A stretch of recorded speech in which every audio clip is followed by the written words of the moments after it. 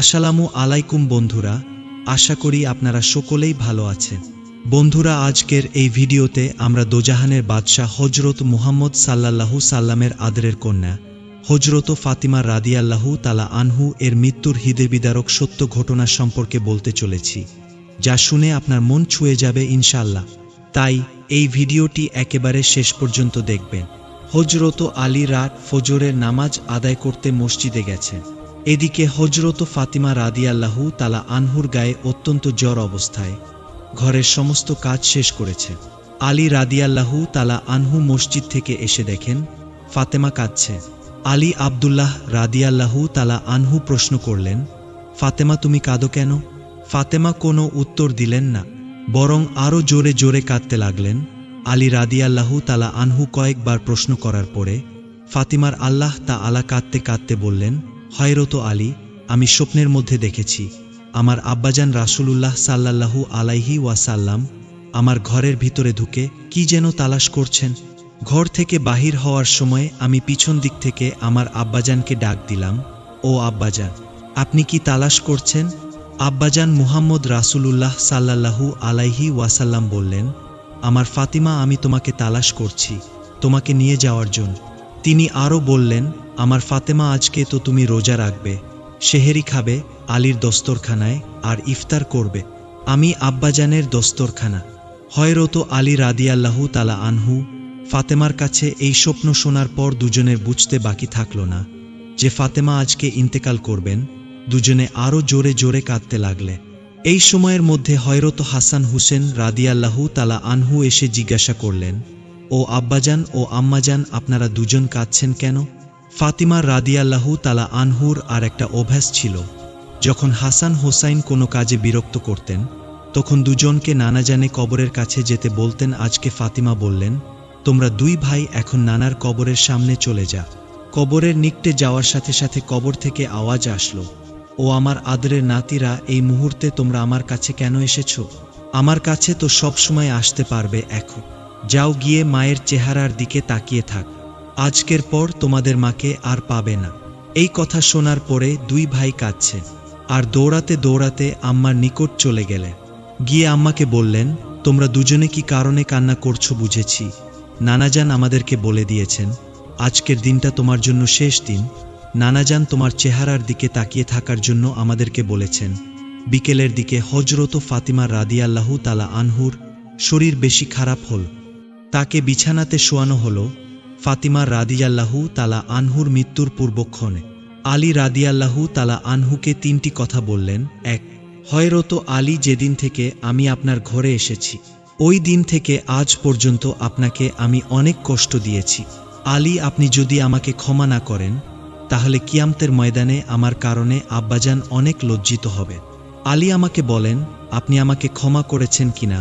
হযরত আলী রাদিয়াল্লাহু তাআলা আনহু বলেন, ফাতেমা, তুমি এসব কি বলছো? আমি তোমার যোগ্য ছিলাম না। তোমার আব্বাজান দয়া করে মেহেরবানি করে তোমাকে আমার কাছে বিয়ে দিয়েছে।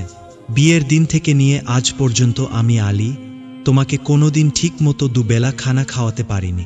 ফাতেমা, তুমি বলো আমাকে ক্ষমা করেছো কিনা? তুমি যদি আমাকে ক্ষমা না করো তাহলে আমাকেও কিয়ামতের দিন কঠিন শাস্তি ভোগ করতে হবে।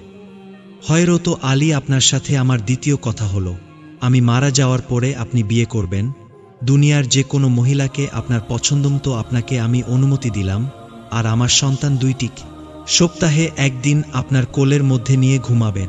৩, হযরত আলী, আপনার সাথে আমার তৃতীয় কথা হলো, হাসান হোসেন যখন বালী হবে তখন দুই ভাইকে আল্লাহর রাস্তায় সোপর্দ করে দেবেন এবং আমাকে রাতের বেলা দাফন করবে। হযরত আলী রাদিয়াল্লাহু তাআলা আনহু বললেন, তুমি নবীর মেয়ে, আমি সব জায়গায় খবর দিয়ে তোমার দাফন করব, এতে সমস্যা কি? হযরত ফাতিমা রাদিয়াল্লাহু তাআলা আনহু বললেন, আমার কাফনের কাপড়ের উপর দিয়ে সবাই অনুমান করবে যে নবীর মেয়ে কতটুকু লম্বা ছিল, কতটুকু স্বাস্থ্য ছিল, এতে আবার পর্দা ভঙ্গ হবে। হযরত ফাতিমার আলী রাদিয়াল্লাহু তাআলা আনহুর ইন্তেকালের পর তার লাশের খাটিয়া বহন করার মানুষ মাত্র ৩ জন। হযরত আলী রাদিয়াল্লাহু তাআলা আনহু এবং শিশু হাসান ও হোসেন রাদিয়াল্লাহু তাআলা আনহু। হযরত আলী রাদিয়াল্লাহু তাআলা আনহু ভাবছিলেন যে খাটিয়া বহন করার জন্য মানুষ আরও একজন প্রয়োজন। তবে 4 কোণে 4 জন কাঁধে নিতে পারবেন। এমন সময় হযরত আবু যর গিফারি রাদিয়াল্লাহু আনহু এলেন ও এক কোণা খাটিয়া বহন করলেন। হযরত আলী প্রশ্ন করলেন, ও আবু যর, আমি তো কাউকে বলিনি, আপনি জানলেন কিভাবে? হযরত আবু যর গিফারি রাদিয়াল্লাহু তাআলা আনহু বলেন, আমি আল্লাহর রাসূল সাল্লাল্লাহু সাল্লামকে স্বপ্নে দেখেছি। তিনি বললেন, হে আবু যর, আমার ফাতিমার লাশ বহন করার জন্য লোকের অভাব, তুমি তাড়াতাড়ি চলে যাও। হযরত আলী আমাকে তো হুজুরে আকরাম সাল্লাল্লাহু সাল্লামে আসতে বলছে।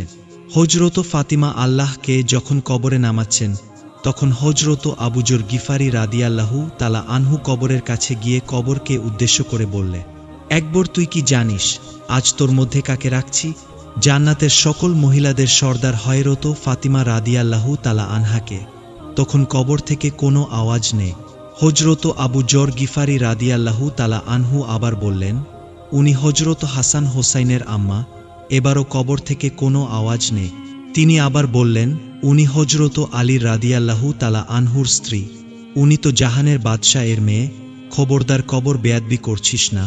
আল্লাহ তাআলা কবরের জবান খুলে দিলে। কবর বলল, আমি দু জাহানের বাদশাহ এর মেয়ে ফাতেমাকে চিনি না, হযরত আলীর স্ত্রীকে চিনি, হাসান হোসেনের আম্মাকে চিনি না, জান্নাতের মহিলাদের সর্দারিনীকে চিনি না। আমি শুধু চিনি ঈমান আমল। আমার মধ্যে যদি কেউ ভালো আমল নিয়ে আসে, তাহলে আমি কবর তাকে জান্নাতের বিছানা বিছিয়ে দিব। আর যদি কেহ খারাপ আমল নিয়ে আসে, তাহলে আমি কবর দুদিক থেকে এমন জোরে চাপ দিব, হাড় মাংস মাটির সাথে মিশে একত্রিত হয়ে যাবে। প্রিয় মুসলমান ভাই ও বোনেরা, একটু চিন্তা করে দেখুন, যদি রাসূল সাল্লাল্লাহু সাল্লামের আদরের মেয়ে ফাতেমা, যাকে জান্নাতের সর্দার বলা হয়েছে, তার জন্য যদি কবর এমন কথা বলতে পারে, তাহলে আমাদের কি অবস্থা হবে বুঝতেই পারছে। আল্লাহ আমাদের সকলকে নেক আমল নিয়ে কবরে যাওয়ার তৌফিক দান করুন।